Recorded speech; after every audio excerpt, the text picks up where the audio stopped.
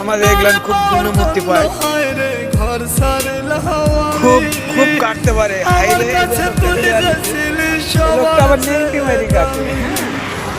কত ভালোবাসি তোরে হ্যাঁ দেখেন, আমি আবার কাছে উল্টে উল্টে কাটে। হ্যাঁ বললে আবার হাসি। কলিজার পাখি রে মেলো দুনিয়া খিরে কতবার শয়রে জ্বালা